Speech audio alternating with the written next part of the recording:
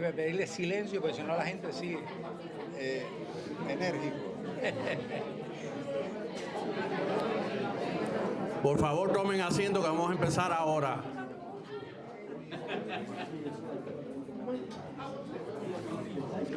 Muy buenas tardes. Mi nombre es Daniel Pedrera, soy presidente del PEN Club de Escritores Cubanos en el Exilio. Muchas gracias por acompañarnos en esta tarde a este evento tan especial donde tenemos un invitado de verdad de lujo que vino de una gran distancia para acompañarnos. Antes de empezar con el programa, quiero empezar como empezamos todos los eventos del PEN, con nuestro segmento, nuestra sección de Silla Vacía. La Silla Vacía es un tributo que hace el PEN Internacional a un preso, una presa, escritora presa o preso cubano, y se tiene una silla en homenaje, en representación de esa persona en cada evento. Y nosotros hace ya unos meses adoptamos la tradición. La silla vacía de este mes, de este evento, está dedicada a Jorge Bello Domínguez. El periodista independiente Jorge Bello Domínguez, condenado a 15 años de cárcel por su participación en las protestas del 11 de julio de 2021, el 11J, en Huira de Melena, lleva 2 meses sin recibir medicamentos para la diabetes y la hipertensión en la prisión de máxima seguridad de Guanajay, provincia de Artemisa. Como diabético insulinodependiente, Jorge Bello Domínguez, de 49 años, debe recibir 2 dosis de la medicina a diario, así como sus pastillas para la presión también en falta. El periodista cumple su condena tras haber sido hallado culpable por un tribunal militar de los presuntos delitos de sabotaje con carácter continuado, robo con fuerza, desórdenes públicos y desacato, en relación con su participación en las protestas del 11J. Bello Domínguez fue colaborador de Cubanet a través de la red de comunicadores coordinada por la ex prisionera política Marta Beatriz Roque. Bello Domínguez continúa preso y pedimos su inmediata liberación. Y también quiero compartir con ustedes, y lo haré después al final del programa a modo de recordatorio, pero este mes de julio vamos a tener un evento muy grande, muy importante, que es el segundo encuentro internacional con el libro cubano exiliado, que se celebrará el 19 y 20 de julio, sábado y domingo, en la ciudad de West Miami, en el centro comunitario Rebeca Sosa de aquella ciudad que queda en la 62 Avenida del Southwest y la 17 Calle. Y vamos a tener paneles de autores, presentaciones de libros, los autores van a tener mesas para vender o exhibir sus obras, y va a ser un evento muy ameno y muy importante para toda la familia. Va a ser de 9 a 5 cada día. La entrada es gratis. Tengo las invitaciones aquí en la mesa. Después del evento pueden llevarse alguna. Igual les invito que si les gustó el evento, quieren apuntarse en nuestra lista para recibir más correos, les puedo enviar ese mismo aviso y otra información sobre nuestras futuras actividades. Ahora le paso la palabra al doctor Rolando Morelli, nuestro secretario del PEN Club, para que realice el resto del acto. Gracias.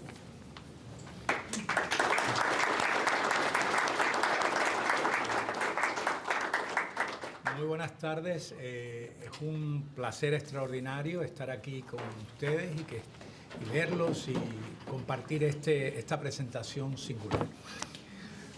No voy a extenderme al comienzo de esta presentación en el empeño fatuo y autorreferencial de declarar una y otra vez la extraordinaria satisfacción de que es causa poder presentarles la obra y al autor anunciados, el extraordinario escritor Rafael Sequeira Ramírez, a cuya novela El Palmar de los Locos deseo dedicar algunos apuntes.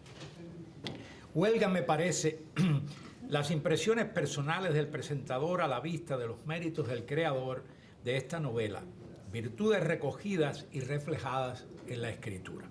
Como podrá comprobar de inmediato cualquier lector inteligente y atento, que son los llamados a leer y disfrutar este relato, la aventura venturosa y desventurada de Elías Palma, un cubanito más, pero no menos, quien luego de una educación sentimental, es decir, emocional, nada escasa de amargas experiencias, tales como una inquisitoria policial mientras aún reside en Cuba, consigue escapar al paraíso socialista, bien aconsejado por su hermano, tan pronto como la oportunidad se presenta, con lo que da comienzo un peripatético recorrido que es al mismo tiempo un andar la vida por las nuevas rutas que ante él se abren y un desandar mediante la evocación y el análisis de lo recordado, lo que fuera su vida, vivida hasta el momento de conseguir su verdadera vida. Aspecto este en particular por el que el Palmar de los Locos nos evoca otra obra universal obsesionada con la memoria, la del francés Marcel Proust. Sequeira es uno de esos escritores nuestros que es más cubano cuanto más abarcadora y universal es su cultura, cosa que no procura ocultar, cual si pudiese tratarse de un despojo, sino que revela creativamente como la adquisición enriquecedora que es. Su lectura me recuerda, permíteseme la licencia de intercalar aquí esta impresión personalísima, a los grandes e inolvidables danzones de nuestra tradición musical, joyitas del repertorio nacional que incorporan a su aparato lírico musical segmentos de óperas y otras obras, hilando sin exponer las costuras, o quizás deba decir, sin dar un paso en falso. Las citas de títulos, menciones a obras de cualquier género en boca de algunos de los personajes es siempre pertinente e ingeniosa, y de ningún modo pretenciosa, como bien pudiera ocurrir. Otro escritor, dicho de paso, al que me recuerda la lectura de Sequeira en esta novela es al inevitable Alejo Carpentier. Aunque la prosa de Sequeira corresponde a otro barroco más ceñido y a la vez más envolvente, y por estas mismas andaduras a Lezama Lima, no se trata de préstamos o apropiaciones de estilo que, aún tratándose de tan distinguidos autores, podrían haber convertido en un pastiche la obra de Sequeira, sino de coincidencias. Y no hablo de casualidades, sino de afinidades que corresponden a innumerables factores, entre los cuales destaco la cultura nacional de la que Sequeira se nutrió desde la primera leche. Sequeira es de los contados escritores cubanos que aún escriben en capacidad de dar testimonio de una época y un lugar devenido a menos, de tal decadencia y destoro que muchos otros fracasan en el empeño de extraerles un zumo que ya el bagazo ha rendido con creces. Imposible no acordarme, para solo citar uno de tales empeños, el de Leonardo Padura. Sequeira, en cambio, es no solo capaz de alzar lo caído, lo venido a menos de una experiencia personal y colectiva, sino de hacerlo con un lenguaje y un aparato narrativo capaz de de trascendencia y significado, a lo que de otro modo ya se ha dicho, no pasaría de ser lo que queda, si algo queda entonces, de lo arrollado por el tiempo y las circunstancias concretas, de un desastre de proporciones universales, en una isla de la que no hay escape posible. Mucho de la rica tradición de la picaresca española se encuentra también aquí, y es natural que así sea, siendo a la vez la literatura en general y lo español en particular herencias bien asimiladas del autor y de la región de Cuba de donde procede Sequeira. Dicha tradición picaresca peninsular hecha literatura se halla en el Palmar de los Locos como un filtro decantado por una mano que bien sabe de combinaciones y de dosis. Se trata indudablemente, la de Rafael Sequeira, de una obra clave, es decir, de una obra maestra, de una llave para abrir puertas a la imaginación y a la comprensión inteligente, herramientas esenciales para encajar y comprender la dinámica de un cierto momento de la historia de Cuba. Pero al mismo tiempo se trata de una novela que universaliza y atemporiza, me permito acuñar este neologismo, dicha experiencia. El exilio tiene en esta novela sus particularidades, pero es sobre todas las cosas la experiencia del hombre sobre la tierra, sin incurrir al formular esta declaración en una trivialidad o lugar común del pensamiento. Somos por lo general eso, desterrados del paraíso, que no lo sabemos hasta el momento mismo en que la vida nos lo deja saber, y en ocasiones pasamos por la vida, parafraseando al poeta, sin saber que pasamos. El caso de Elías Palma, nuestro protagonista, como el de muchos otros cubanos, puede llegar a ser bastante distinto, en que lo paradisíaco nunca llega a cuajar. Desde muy temprano lo infernal constituye una marca infamante sobre la frente que lo señala, invisible para él quizás, que no alcanza a comprender su sino trágico hasta que su hermano le indica una salida posible. A partir del exilio, llamémoslo real, Elías aprende y comprende su propia vida. De Miami, donde primeramente se instala, se marcha a España. Recorre gran parte de la península, al menos de la costa mediterránea, en bicicleta. Trabaja en lo que se presente para sobrevivir y, sobre todo, pedalea. Es así como si el recorrido en bicicleta constituyera una réplica paródica y una extensión de la experiencia cubana del manubrio, tan ubicua. Podríamos llamarla incluso con una expresión cubana tradicional, no sé si se usen todavía, un atravesar el Niágara en bicicleta, que se impone el personaje. El exilio libera, pero no exime de hacerle frente a la vida, de trabajar, de esforzarse, de recordar. Más bien posibilita hacer todas estas cosas en los términos que mejor se presenten al exiliado. Y a propósito de recuerdos y evocaciones, otro de los escritores que, en mi opinión, constituyen referentes bien llevados en las páginas de la novela es Guillermo Cabrera Infante. No hablo naturalmente, insistiré en afirmarlo, de copias o imitaciones, sino de muchas lecturas decantadas por un proceso creador, que es también un homenaje a la literatura y a un número de autores quienes constituyen parte del entramado de la memoria del escritor. Dejo a los lectores en libertad de contradecir mis propias impresiones o concordar con ellas. La narración está dividida, o tal vez deba decir esparcida, en 20 capítulos designados palmas. Palma primera, palma segunda y así hasta la 20ª llamada última palma. Lo que me recuerda inevitablemente de aquel poema de Virgilio Piñera, La Palma Negra. Me permito intercalar aquí esa memoria pertinente. Es preciso que de una vez descubramos la palma, que tiene negro el penacho. Nuestros muertos en su cimera esperan ser enterrados. Allá arriba están en sus lamentos, que el viento propaga implacable. En la sabana todo parece verde, pero esa palma, oh, esa palma. A la cacería de esa palma, la señora de la esquina, el zapatero del barrio, irán vestidos de verde. Toquen el cornetín, enfilen los perros, revienten los caballos. En la sabana todo parece verde, pero esa palma, oh, esa palma. Si no es esa, si no es aquella, si el zapatero del barrio jura por todos los santos que su perro la ha olfateado, si la señora de la esquina caracolea sin descanso, dando voces a su Pedro, que está allá arriba en la palma, si el telón de fondo verde encabrita a los caballos, ¿cómo dar caza a la palma? En la sabana todo parece verde, pero esa palma, oh, esa palma. Este poema data del año 1962. Podría evocar a los muertos todos de cualquier época, pero indudablemente traza las huellas del holocausto cubano que recién comenzaba bajo el castrismo. En la tradición poética de José María Heredia se conmina las palmas, pero no es el hecho de que éstas no se inserten en el paisaje del Niágara, como en el caso de Heredia, sino la particularidad de que se trate de una palma negra, lo que concita en Piñera esa suerte de apóstrofo, pero esa palma, oh, esa palma.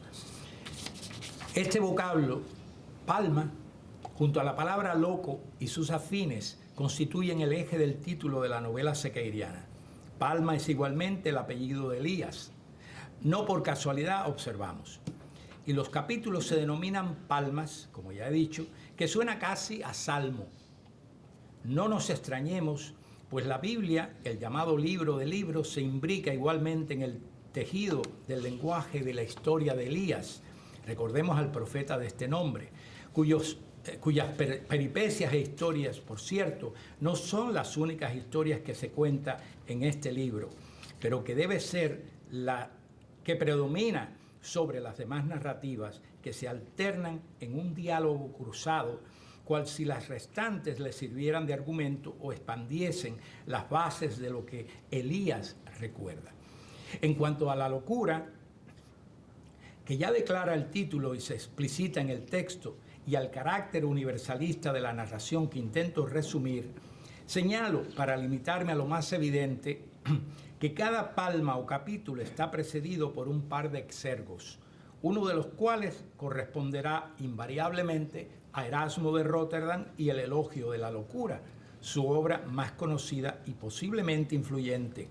Junto a tales exordios aparecerán otros correspondientes a nombres como los de Eugenio Florid, Lezama Lima, Dulce María Loinás, Virgilio Piñera, Mariano Brull, Gastón Vaquero, Regino Botti, María Elena Cruz Varela, Eberto Padilla, Emilio Vallagas y otros, por solo citar un número de ellos. Este tú a tú de lo clásico a lo clásico, de lo universal a lo universal, no deja dudas en cuanto a los radios que coinciden en un eje discal, el de la rueda de la bicicleta sobre la que se desplaza Elías, profeta sin tierra. Igual hubiera podido llamarse Juan sin tierra, otro visionario bíblico. Os dejo finalmente con estas propuestas apenas esbozadas atropelladamente para que os animéis a disfrutar la mejor novela que he tenido el gusto de leer en mucho tiempo y corresponde para nuestro orgullo y satisfacción a un compatriota a quien admiro por los dotes de su escritura y no menos por su tesitura de hombre bueno, simpático, inteligente y culto, a quien el exilio ha juntado en extranjero suelo a tantos otros de sus compatriotas. Las palmas con que se acogen, según cierta tradición, a quienes son distinguidos por su mérito, aunque desafortunadamente otras sirven para carnavalizar los homenajes, se extiendan en la presente ocasión para recibir a un escritor de primer orden, a un hombre con mucha trastienda y mucho empeño en compartir con lectores inteligentes infinitas historias. Para recibirlo como bien merece, les pido también juntar las palmas para aplaudir calurosamente la presencia entre nosotros de Rafael Sequeira. Muchas gracias.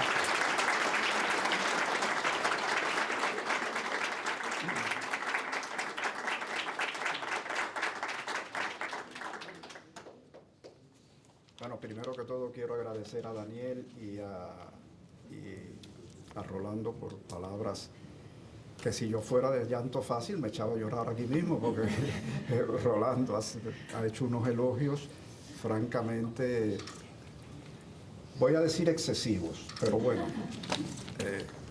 Además me he puesto en un lío tremendo porque ya no sé qué decir. Ha dicho todo lo que había que decir de la novela, entonces ahora yo digo, bueno, ¿de qué hablo? En fin, bueno, puedo hablar un poco del sentido de esta novela, un poco, siempre apoyando todo lo que ha dicho Rolando, porque muchas de las cosas, salvo los excesos en los elogios, muchas de las cosas que ha dicho, o casi todas, son muy acertadas. Escribir una novela como esta ha requerido para mí un esfuerzo intelectual y espiritual extraordinario. Porque la memoria de todo lo que la mayoría de los que estamos aquí hemos vivido en algún momento ya se sabe que es tremenda. A mí, ya sé que empezar esto con un chiste no tiene mucho sentido, pero es que se me ocurre un chiste para un poco explicar lo que es toda esta novela. Y hay un chiste que recuerdo haber escuchado de niño, que es que un niño se acerca al padre, el padre se acerca al niño y le dice, a ver, niño, ¿qué quieres estudiar de mayor? Y el niño dice, quiero estudiar la carrera militar. Y el padre le dice, hijo mío, no vas a estudiar eso, no debes estudiar eso. ¿Por qué, papá? Pues porque te puede matar el enemigo. Es el niño con una lógica aplastante, entonces voy a estudiar la carrera de enemigo. Y entonces, pero es que yo creo que eso es lo que nos ha pasado en Cuba. que de alguna manera rara, laberíntica, complicada, a todos nos han hecho incurrir en el síndrome del enemigo. Y yo creo que eso ha sido fatal. Además de otras muchas cosas, creo que esa ha sido una de las grandes fatalidades esenciales que nos han llevado a lo que es hoy en día nuestro país. Y yo quería que eso de alguna manera en esta novela se reflejara, pero al mismo tiempo me resistía y me sigo resistiendo a hacer lo que de alguna manera... No es que yo tenga nada en contra de las novelas documentales, pero no quería hacer una novela documental a pesar de la descomunal cantidad de documentos que tenemos todos los que estamos aquí sobre los últimos años estos de Cuba. Entonces, ¿qué ocurre? Que cómo se hace una novela de una realidad como la cubana, al mismo tiempo sin perder eso que Coetzee, apropiándose de un término del psicoanalista, de los psicoanalistas, definió como la pulsión creativa. O sea, cómo compaginar todas esas cosas realmente resulta, al menos para mí, resulta un esfuerzo bastante agotador. La novela, además del personaje al que se ha referido con insistencia Rolando, el personaje de Elías Palma, hay dos personajes más que son para mí muy relevantes. Uno es el profesor, que es el gran amigo el profesor mucho mayor, ha sido profesor de Elías, qué sé yo, y es un hombre de una cultura enciclopédica en medio de aquel desastre.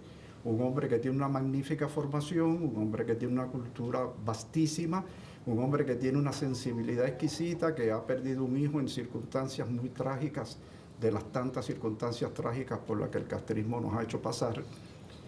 Y entonces era complicado eso, cómo conciliar todo eso. Entonces, lo único que se me ocurrió fue que este hombre quiere escribir un libro absolutamente imposible, absolutamente deslavazado, donde se refleje toda esa cultura descomunal que él tiene, que al mismo tiempo, sin perder nada de la esencia cubana, sin perder nada del humor cubano y sin perder nada del gran desastre cubano.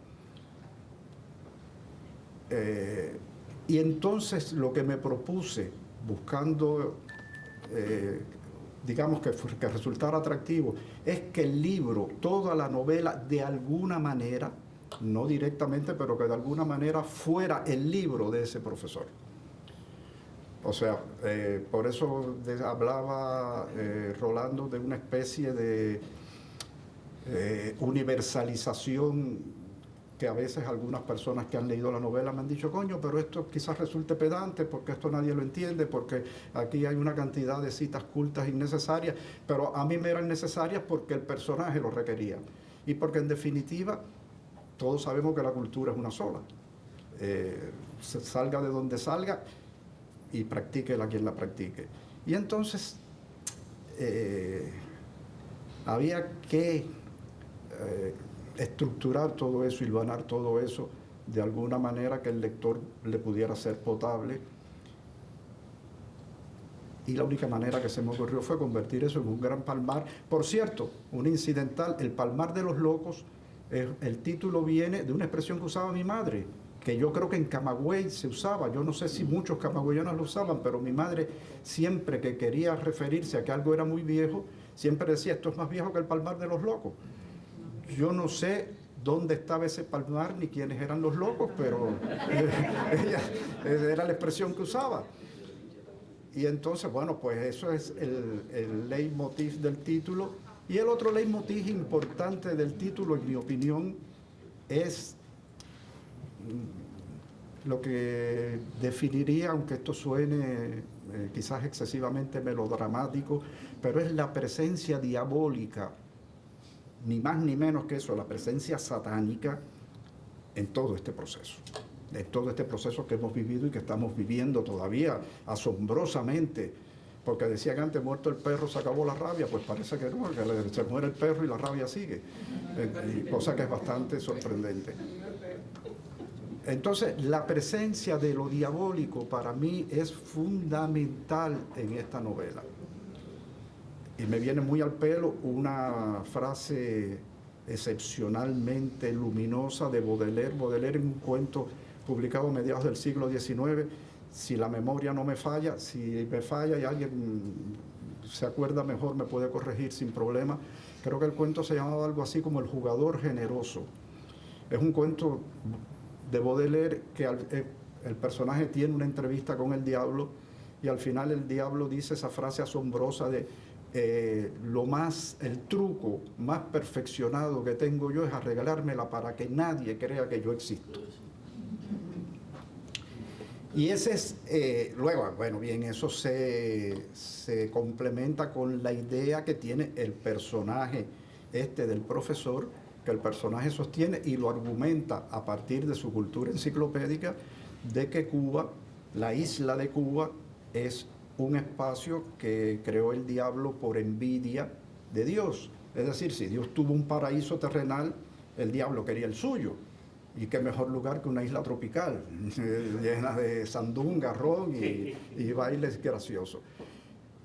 Y bueno, por ahí van los tiros de la novela. Hay un personaje también importante que es el policía, que tiene una evolución curiosa. No quiero decir mucho, pero no quiero hacer spoiler tampoco. Entonces, dicho lo que he dicho y con todo lo que aportó Rolando, créanme, ya no sé qué más decir. Entonces, si alguien quiere preguntar algo, ante mí... Dice, tanto Morelli como usted habló que el personaje recorrió en bicicleta toda la costa Mediterránea española. Ya estaba fuera de Cuba. Entonces, mi pregunta es, todo esto que se plantea en la novela ocurre rememorando mientras pedalea. No,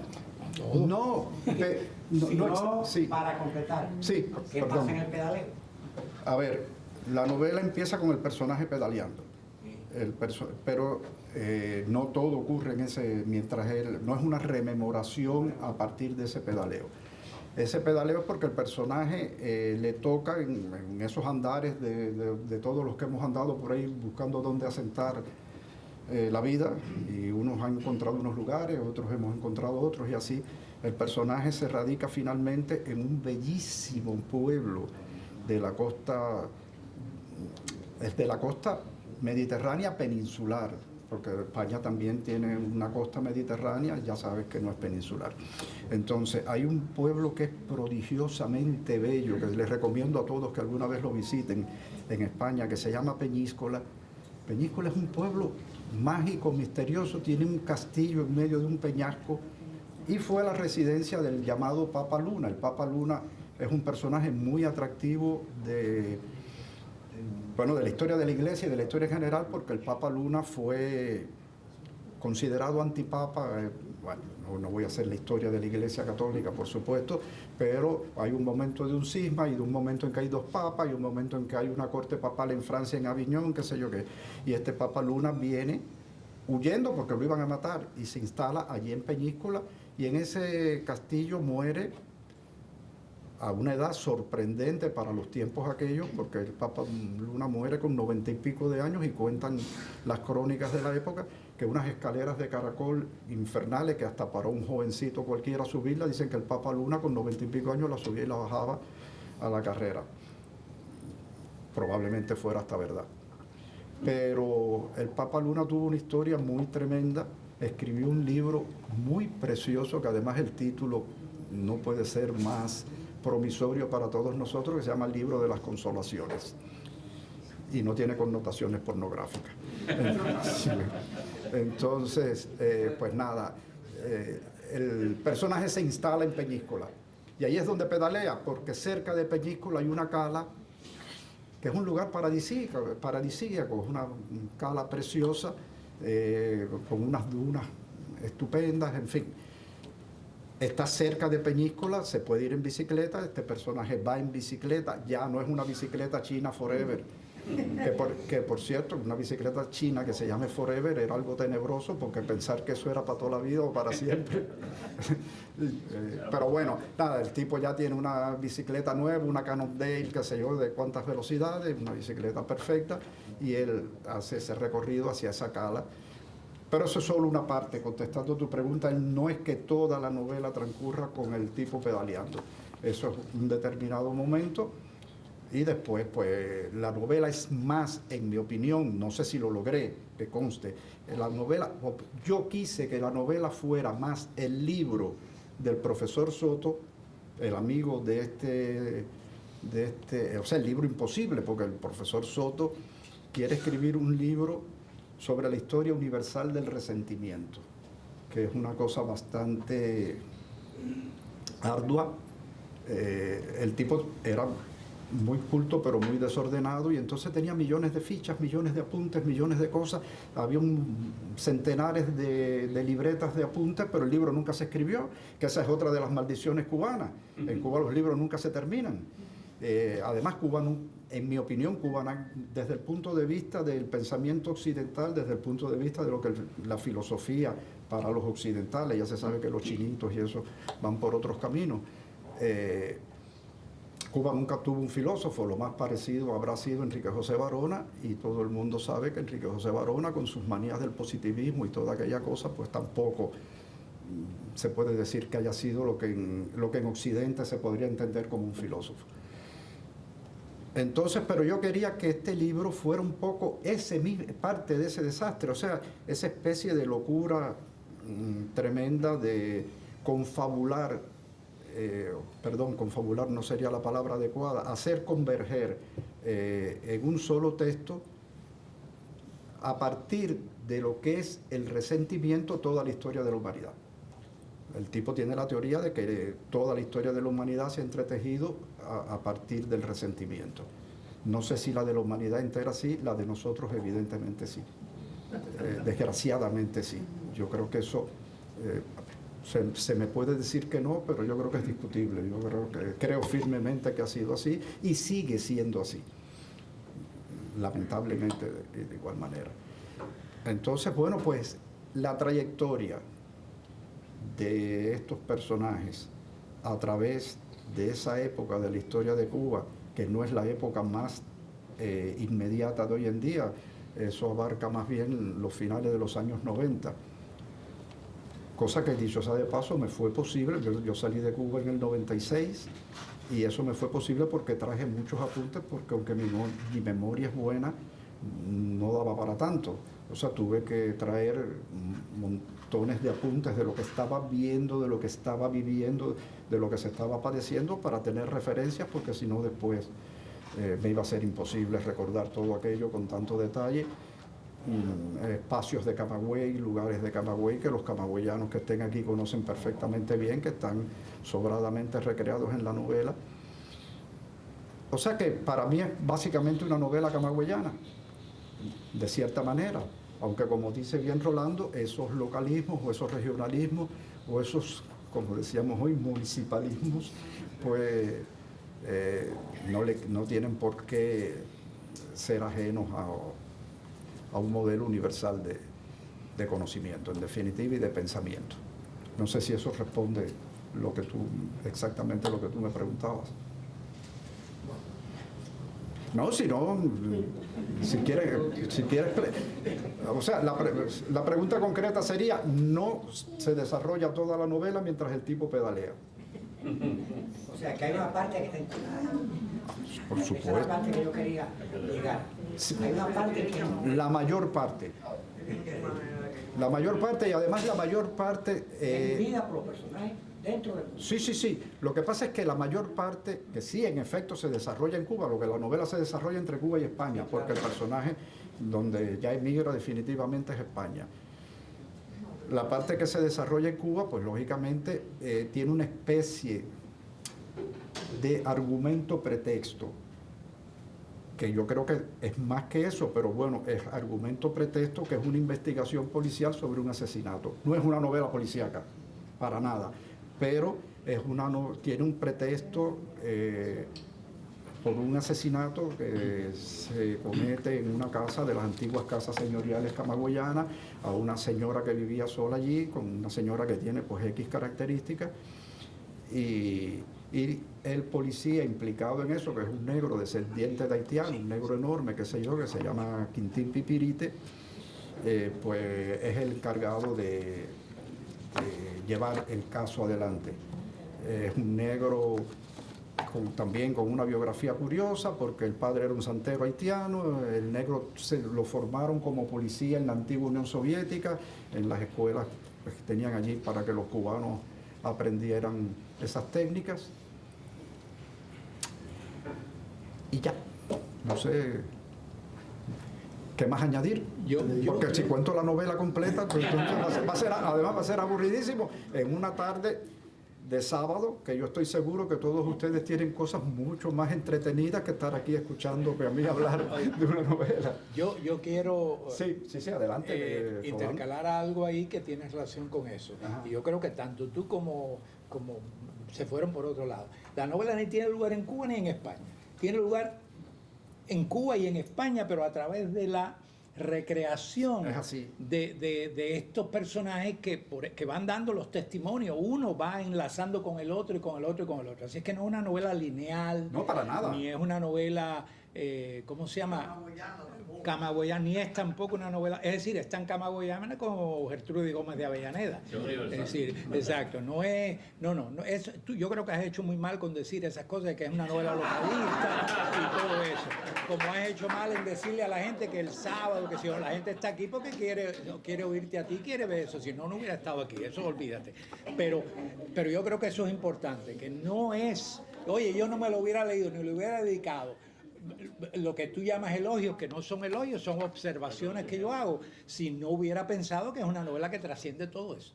Sí, pero eso no, a ver,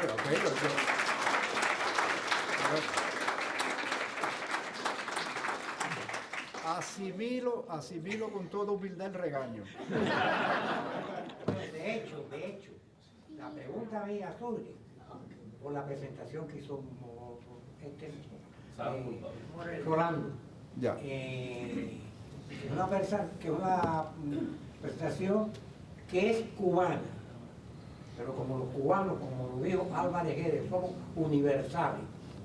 Esa novela tiene una universalidad, ¿sí?, que me doy cuenta que está a través de este personaje y de la cita que Morelli hace, hablando de otros autores que, como él explicó bien, sin conexión con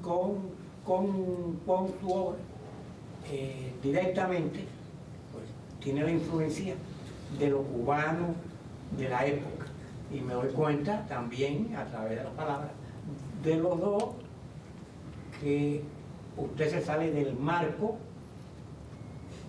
de la literatura acostumbrada en estos momentos. Habría que leer el texto, voy a leerlo, ¿no? A ver, primero que todo, es dificilísimo para un autor hablar de su obra. Es verdad. Es dificilísimo. En fin, por eso le agradezco tantísimo a Rolando toda la introducción que hizo, porque la hizo infinitamente mejor de lo que pueda hacerla yo. O sea, yo me siento aquí un poco como pescado en nevera, ¿no?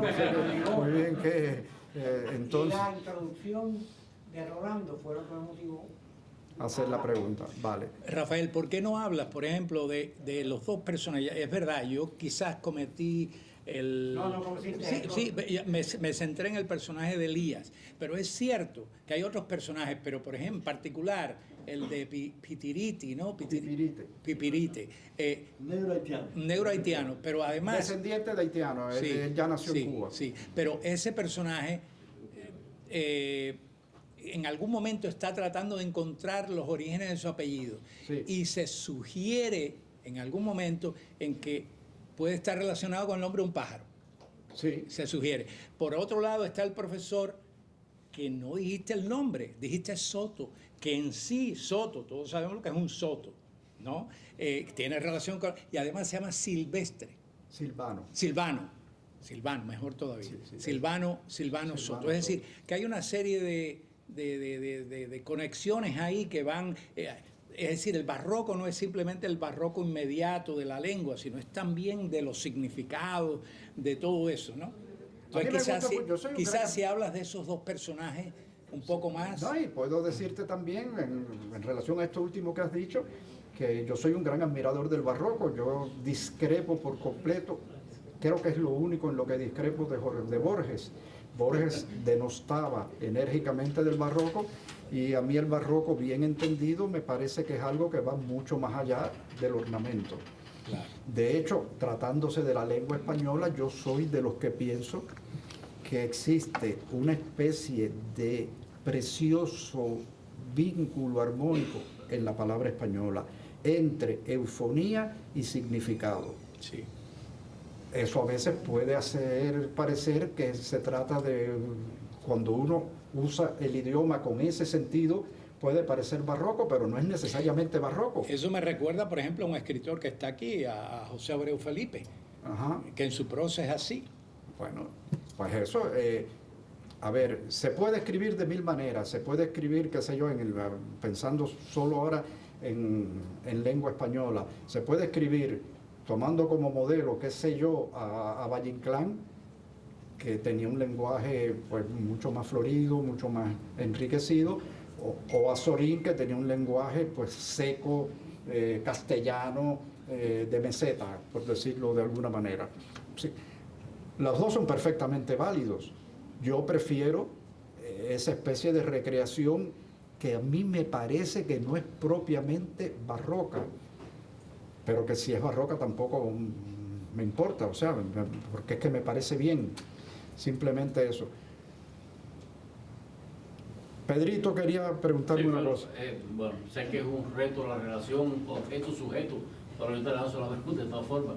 ¿Sientes que llenaste el propósito, o confeso o no, consciente o no, al escribir la novela, o hay alguna relación de continuidad o quizás de esbozo, si es primaria, con alguna otra obra como el Winchester de Duret? Ese es el medio de la pregunta. Yo creo que no hay, a ver, ahí el vínculo, el único vínculo ahí es que en las dos las he escrito yo, pero no creo que haya necesariamente ningún tipo de más que eso, de más que eso. Yo estoy satisfecho con esta novela. Creo que es una novela, para mí, para mi satisfacción personal, para mi gusto, una novela cerrada, completa, terminada, que no tiene ni un antes y no va a tener un después tampoco. Es sencillamente eso, una novela terminada y ya está. A ver, Raquel. Hay otra conexión entre el profesor y el policía que a mí me pareció muy interesante, que es el dolor que ellos los dos llevan de la pérdida de su hijo. Y por eso yo siento que es mucho más que el resentimiento. También hablas mucho del amor y del dolor. Y quería que hablaras un poquito más sobre esa paralela. Es muy curioso que hayas mencionado eso, y me gusta mucho que lo hayas mencionado, porque esa relación mucha gente la ha pasado por alto y es importantísima, al menos para mí. Yo creo que para la novela el personaje de Silvano Soto ha tenido una tragedia familiar porque ha perdido un hijo. Lo ha perdido en Lomá, concretamente, condiciones trágicas, en fin. Y el policía Silvano Soto ha perdido un hijo más o menos de la misma edad, en una circunstancia igualmente trágica, pero más satánica, si es que eso es posible, porque, bueno, no sé si te corrijo ahí, dijiste Silvano Soto, no, estás comparando a Silvano con el policía. A Silvano con el policía. Con el policía, sí. Sí, con Pipirite. El Pipirite es el que... la historia del Pipirite, debo decirlo que es una historia real, que en alguna persona vinculada a mi familia, no familia directa, pero con algún nexo familiar tangencial, pero nexo familiar al fin y al cabo, conocí personalmente, y es un policía que mata a él, a su hijo, delante de un retrato del Chepo, que el hijo era gay, y el tipo dijo que él decía que, y además era negrito, y el tipo decía que quién se le ocurría, un negrito maricón, concretamente. Y entonces le cayó a golpes, junto con unos compinches policías que tenía, que le dieron golpes para que aprendiera a ser hombre. Le dan tanto... No sabían que el niño tenía un aneurisma, y en uno de los golpes por la cabeza se le revienta el aneurisma y el niño muere. Esa es la historia. Y entonces eso crea un vínculo raro, emocional, entre el policía que está investigando y el presunto culpable con el que interactúa el policía en los interrogatorios y ese tipo de cosas. Creo que logré resolver con un poco de humor y con un poco de indulgencia un drama tan peliagudo, sobre todo tratándose de un drama real. No quería ponerme excesivamente trágico. En cierta ocasión alguien le preguntó a Goethe que por qué no escribía tragedia, y dijo textualmente: es que tengo un espíritu demasiado conciliador para ser trágico. Y yo, salvando las distancias con Goethe, que nadie piense que me estoy comparando, pero también me ocurre lo mismo. Yo tengo un espíritu demasiado conciliador como para meterme a contar tragedias. Pero es que nos han tocado una buena cantidad de tragedias a todos y hay que contarlas.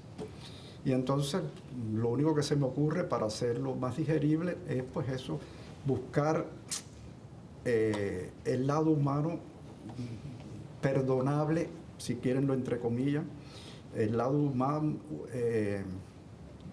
quiero decirlo bien, el lado disculpable de la maldad, si es que eso es posible.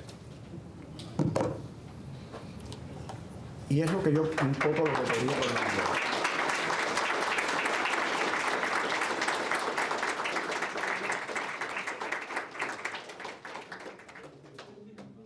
Eso me hace recordar a la filósofa hermana norteamericana. Hannah Arendt, y claro, la banalidad del mal. Sí, sabía que te ibas a referir, claro que sí. En realidad, claro que sí. es banal. El mal es banal. Es banal, totalmente. Es banal. A veces es hasta patéticamente infantil. Sequeira, Es tremendo, sí. una pregunta, por favor, permítame. Sí, hombre, por Dios. Es que estamos hablando de un libro que fue publicado hace 5 años. Sí, sí. Correcto. Sí. Pero su literatura va mucho más atrás que eso. Vaya, cuando usted sale de Cuba, ya había publicado algunos libros, y todos tratando y todos tratando ese tema que no solamente a usted, sino a todos nos agobia, el problema cubano. De una u otra forma, usted navega por esas aguas, y es muy interesante, pero como nosotros estamos distanciados geográficamente, Sí. porque no sentimentalmente, porque el ser cubano ya nos acerca mucho, me gustaría que usted simplemente hiciera notar esa bibliografía que usted tiene. Mi bibliografía se reduce a 3 libros. O sea, yo he sido un tipo extraordinariamente perezoso para escribir, lo reconozco. Y a veces la vida, las contingencias de la vida, pues aunque no seas perezoso, a veces te quitan tiempo. Entonces, mira, en Cuba, en realidad yo publiqué por primera vez fuera de Cuba. Después que salí, después que llegué a España, fue que publiqué por primera vez un libro de relatos que se titula El Winchester de Durero, que me lo publicó la editorial de la Universidad Veracruzana en México. 5 relatos. Y entonces, después de eso, publiqué otro libro de relatos, que es este que está aquí, que se llama Ópera Bufa, que este quizás esté un poquito más emparentado con esta novela por el simple hecho de que ya son historias que en casi todas se entremezcla lo cubano y lo español. Piensa que yo llevo prácticamente 30 años viviendo en España. Entonces han sido 30 años de experiencias personales, de formación, de lecturas, de comprensión de un montón de cosas de la realidad, que me doy cuenta que en Cuba, a pesar de tener ya 40 y pico de años cuando abandoné Cuba, me doy cuenta que no había sido capaz de comprender, yo al menos, en su justa dimensión. Entonces, estos libros los he escrito un poco desde esa óptica, o sea, la óptica del cubano en España, Por eso esta novela se desarrolla, parte de ella en Peñíscola, como dije hace un rato, y tiene mucho que ver con la mezcla de ambas historias. También está el hecho indiscutible de que Cuba es un país muy español. O sea, fuimos la última colonia. En Cuba, el que no tiene un español por ahí, yo creo que nadie. Todo el mundo tiene más o menos un español, abuelo, tatarabuelo, bisabuelo, por algún lado se le mezcla. O sea, realmente pertenecemos muchísimo al modelo español de alguna manera. Entonces, ese era un poco lo que se pretendía con que estos libros, para un poco, y el hecho de estar yo viviendo en España y de estar desarrollando mi vida allí. Piensa que me pasé como 15 años sin visitar Cuba de nuevo, entre otras cosas porque me lo prohibían las autoridades durante los primeros años. Ya después me levantaron la prohibición, pero tardé de todas maneras mucho en regresar, y si no hubiera sido la circunstancia familiar no hubiera regresado nunca. Y de hecho iba a regresar el año pasado porque estaba mi madre viva, y justo cuando ya estaba haciendo yo los planes de regresar me avisan que mi madre había fallecido, y entonces ya pues dije, mira, hasta aquí se acabó el viajeteo a Cuba. Lo que pasa es que lo que tú me preguntas concretamente, a mí se me escapa un poco el sentido de lo que quieres saber exactamente. No. O sea, no lo capté, perdóname, pero no capté bien el sentido de lo que te interesa. No, simplemente me interesaba que hablara también, porque es que si seguimos hablando del libro, me va a llegar el momento en que ya no necesito comprarlo. Es lo que dije, que no quería hacer spoiler. Claro, eso era a lo que me refería, y quizás yo, para tratar de ayudar en sacarlo. Vale, muchas gracias. Vamos a hablar porque no es solamente ese libro que estamos hablando. La experiencia española ha sido una experiencia en lo personal bastante sorprendente y bastante curiosa, porque España es un país rarísimo también, y creo que más o menos todo el mundo está informado de que en España están gobernando ahora unas izquierdas bastante enojosas. Y entonces, bueno, pues todo eso ha sido... Claro, cuando yo llegué a España, justo el año que llego yo a España, se produce allí el último bestial asesinato de ETA, la organización terrorista esa, y eso me tocó vivirlo ahí en directo, pues yo no entendía bien qué estaba pasando, ¿sabes? A mí me cuesta mucho trabajo, muchísimo, emitir juicios, o sea, tardo mucho en entender qué es porque tampoco quiero precipitarme a hacer juicios, porque no tiene sentido. O sea, prefiero tomarme mi tiempo y tratar de enterarme en la medida de lo posible de qué está pasando, de por dónde van los tiros, como decimos allá. Y entonces esa experiencia española me ha enseñado mucho. Me ha enseñado mucho de política, me ha enseñado muchísimo de muchas cosas mucho más atractivas que la política, por supuesto. Y ha sido una experiencia muy buena, muy formativa, muy educativa, muy de madurez para mí. Lo dije hace un momento, empecé a entender muchas cosas que antes no entendía. Pude hacer muchas lecturas que en Cuba no podía hacer, porque hay libros que en Cuba se te hacen realmente difíciles. Y entonces, bueno, pues pensé que debía incorporar de alguna manera ambas experiencias en mi literatura. Y eso es lo que tiene la ópera bufa y es lo que tiene esta novela. Pero bueno, ya repito, yo creo que si... Es muy difícil hablar de un objetivo principal en una novela, y es muy difícil hablar de un asunto central. Es más fácil hablar de las diferentes tramas, temas que se van tocando, pero detectar un punto neurálgico, una especie de pivote a partir del cual gira todo lo demás, es bien difícil para cualquiera. Y en mi caso creo que en el caso de esta novela el tema es el mal. El tema es el mal, y diría que más del mal, algo que dije hace un momento, el resentimiento. De hecho, el personaje apoyándose un poco en las grandes trayectorias de los descubrimientos humanos que tienen el Homo en antecesor, el Homo no sé qué, el Homo sapiens, el Homo no sé cuánto, Hay un bellísimo libro de Wissing, el holandés, el filósofo holandés, que era muy brillante, por cierto, que se titula Homo Ludens, que es el hombre que juega, y entonces este hombre de alguna manera quería escribir el Homo Rencor, ¿no? O sea, el hombre rencoroso, que ha jugado un rol determinante, fatal, pero determinante en la historia de la humanidad. Y yo quería que eso estuviera en la novela y que ese fuera un poco, de verdad, el punto a partir del cual girara todo lo demás. Repito, no sé si lo logré, pero es lo que fui capaz de hacer. Yo creo que José Raúl tenía una pregunta. Antes de que tú digas eso, yo voy a decir algo. Tengo que decirlo. ¿Me vas a regañar otra vez? No, no te voy a regañar. Lo que voy a decir es que no, lo importante, y yo diría eso es de cualquier libro, pero en particular de esta novela, no es lo que pasa en la novela, que posiblemente es lo que pasa en cualquier novela. Es el modo mágico en que está contado. Y eso es lo que no se puede, que yo no puedo hacerlo. Yo puedo hablar de los personajes, de esto, de lo otro, pero si no leo el libro, yo no disfruto eso, yo me privo de esa posibilidad.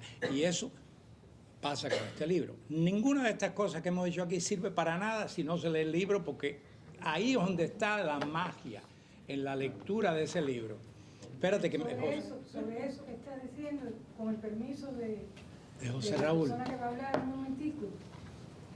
Yo pienso que, independientemente del argumento de esta novela, que es interesante, que es amplio, el valor trascendental que noto es el enfoque, la perspectiva, que es totalmente cubana, pero cubana en el sentido amplio, de una cultura que fue amplia también, que ha sido. Y eso me parece muy valioso, Rafael. Realmente en esta novela eso me ha encantado. Y convoco, e invito a los que la lean a que perciban ese sentido de lo cubano en el mejor ángulo. Cuando se piensa, cuando se bromea, cuando se analiza una situación, ahí está. Y uno lo siente de verdad en sangre. Tú siempre fuiste una excelente lectora. Muchas gracias. José Raúl, tú tenías... Sí, el periodo en que se marca la novela, mencionaste por ahí el año 1962, en adelante, algo así. Estaba pensando que dices que te fuiste del país en el 96. Sí. Algo así, entonces que te vas apuntes y cosas, ¿no? Mi pregunta es sobre el periodo específicamente que va entre el 88, digamos, al 95, donde existió de alguna manera, sobre todo en las artes plásticas y muchos escritores también, que estaban vedados de alguna manera por el gobierno, una especie de rectificación de la historia, de buscar, incluso en las artes plásticas hay contestatarios. Recuerdo por ese año 90-91 la Fidelio Ponce, una exhibición que hubo que fue totalmente contestataria en el mismo centro de la ciudad de Camagüey. Si eso también está de alguna manera, algunos personajes hablan o se acercan, ¿no? De alguna manera. A ver, un poquito, muy de pasada, muy tangencialmente, sí. Un hermano del personaje de Elías Palma, ya tan perfectamente bien ilustrado por Rolando. Este personaje tiene un hermano que no es un personaje principal, pero por la presencia que tiene, aunque no sea una presencia declarada, una presencia, digamos, tangible, está muy presente porque está en todo momento presente en la vida del personaje. Ese personaje fue pintor, un pintor cubano, un pintor que cursó estudios de artes plásticas en Cuba, un pintor muy talentoso, con unos cuadros preciosos, que se hace un poquito la descripción, no mucho, y es un pintor que en un momento determinado, en esa época a la que te refieres tú, decide que no va a pintar más de una forma que nadie entendió, y cogió y le prendió candela a todos sus cuartos y se dedicó a vivir una vida de sopor y estupidez ahí, esperando su muerte. Y no pinto más porque aquí no tiene sentido no solo pintar, aquí no tiene sentido vivir. y que es una cosa que en esa época marcó mucho a mucha gente. O sea, se perdió el sentido de vivir. Quizás quedó el sentido de sobrevivir, porque ese, ya lo dijo Catulo, la terca voluntad de preservar la vida. Pero es tremendo esa situación que se le dio a mucha gente, ¿eh? Yo recuerdo pintores, recuerdo concretamente un pintor camagüeyano interesantísimo, no sé si alguno de los aquí presentes lo conoció. Yo lo conocí poco, pero lo suficiente como para haber visto su obra y recordarlo. Un señor de apellido Cuadrado, no sé si alguien conoció, se acuerda de Cuadrado. Cuadrado era un pintor extraordinariamente talentoso. Lo cogió la máquina a moler carne, esa que todos conocemos, le aplicaron aquella mierda, ¿cómo se llamaba? Los parámetros, lo parametraron, lo mandaron para su casa, el tipo no pintó más, y creo que en algún momento escuché que había muerto Cuadrado. Y a Padre Manuel junto con Cuadrado. ¿A quién, perdón? Padre Manuel, que murió también allá en Barcelona, si mal no recuerdo. Le pasó lo mismo a Cuadrado. Lo mismo que a Cuadrado, ¿no? Ya, pues eso, entonces esa época a la que tú te refieres, sí tuvo eso, y en las artes plásticas fue muy tremendo. Yo de hecho en esa época no quería ser escritor, quería ser pintor, y me dedicaba un poco a las artes plásticas y dibujaba muchísimo, y hubo un momento en que para mí perdió sentido por completo aquello, porque yo no puedo pintar un cuadro, poner a hacer un desnudo femenino en rojo y que con una señora muy delgada y que venga un comisario político a decirme que esa señora con la teta roja flácida, estoy diciendo que el comunismo es el hambre, ¿no? Ese tipo de cosas, no. Pero eso ocurría. Pongo ese ejemplo tan caricaturesco de algo que ocurría. Entonces, hubo muchos, no todos somos iguales, hay gente muy resistente, hay gente muy tenaz, hay gente que se sobrepone con mucho sacrificio, mucho esfuerzo a todas estas vicisitudes y salen adelante y después tienen una obra.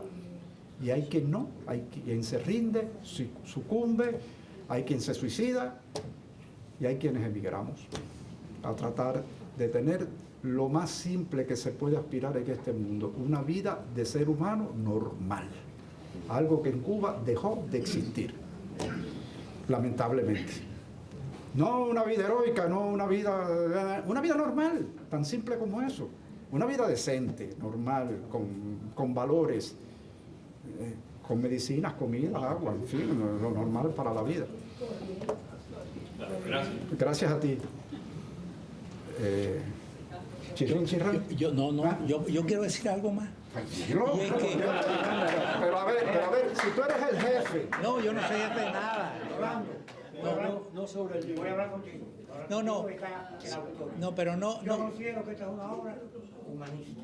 Humanista, exacto. Completamente humanista. Sí, exacto. Bueno, donde el mal termina banalizado. yo me he dado Este cuenta. señor se ve que es un gran humanista. Yo me he dado cuenta de que cuando nos reunimos los cubanos, los escritores y demás, siempre nos cuestionamos. Yo no sé si es porque hemos conocido el exilio. Yo no sé si nos cuestionamos siempre. Hay una contradicción, porque por un lado nosotros somos los bárbaros, pero por el otro lado nos cuestionamos siempre si la obra es cubana, si no es cubana. Y me pasó con un editor español que me dijo, oye, esto es fantástico, en un libro de cuentos.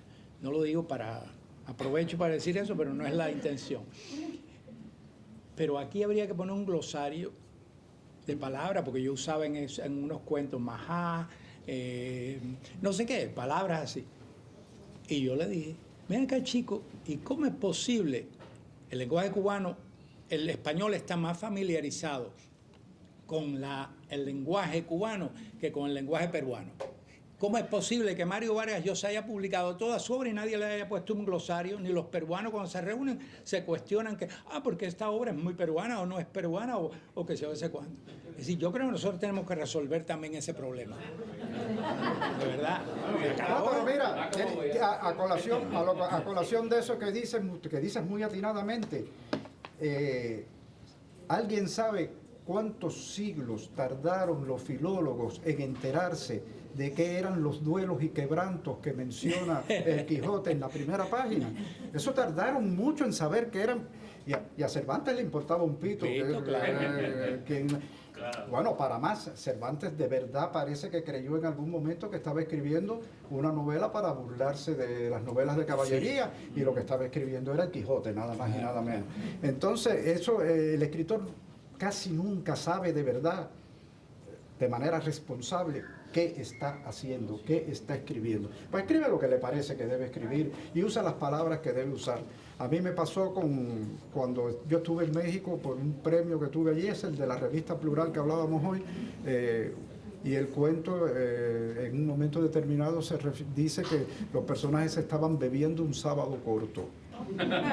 Y entonces los mexicanos, todos los que se leyeron, ¿qué es lo que es allí un sábado corto? Entonces te hay que explicar la botella Came de cerveza, qué sé yo qué, que en Cuba le decían sábado corto. Perdona. Caguama. Ah, pues mira. La misma botella, ¿no? Mira, eso no lo sabía. Pues otro aporte. Pero es que Rulfo, si te lees a Rulfo, es lo mismo. ¿Cuántas palabras utiliza Rulfo que habría que hacer un diccionario para leerlo? Yo nunca pedí un diccionario para leerlo. Por cierto, duelos y quebrantos son huevos fritos con torreznos. Sí. Que ya se averiguó. No te oía, duelos y quebrantos son huevos fritos con torreznos.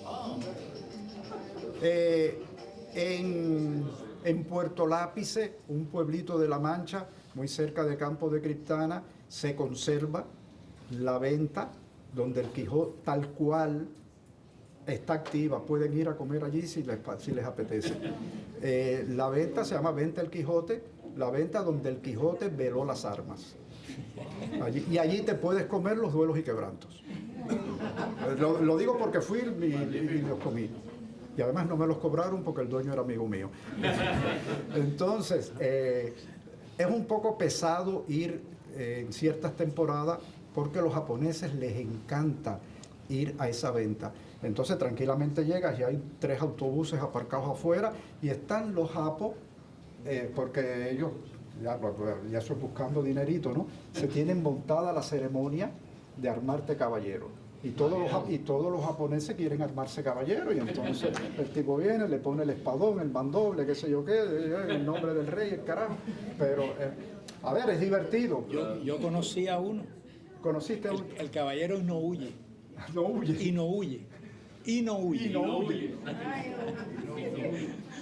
Pues es fonético oriental y no huye. Sí. Sí. Bueno, por mí, digo, ¿alguna pregunta más? ¿Algún comentario? Yo sé que han estado un poco aburridos y martirizados, y yo sé que un sábado por la tarde con esto. Sí, exactamente, Armando. No, pero yo asumo tu regaño, yo no tengo conflicto. Yo te aprecio lo suficiente como para asumir tu regaño, así que sin problema. Bueno, muchas gracias. Bueno. Y Daniel, nuestro presidente, ¿tiene alguna noticias, información que añadir? Bueno, gracias Rafael, gracias Rolando por este evento tan ameno, tan distinto, tan perfecto para un sábado de verano. Les quiero mencionar que el libro está disponible al fondo. Si quieren adquirirlo, lo pueden hacer. Recordarles que 19 y 20 de julio, el segundo encuentro con el libro cubano exiliado, están todos invitados. Si quieren más información, ahí está este aviso. También si me dan su correo electrónico, lo puedo poner en la lista para futuros eventos, incluyendo este evento del segundo encuentro y otros del PEN. Así que bueno, tengan muy buenas tardes. ¿Sí? Gracias. Los libros están en la mesa que está allá. Lo fue. ¿Dónde vives en España? En Valencia.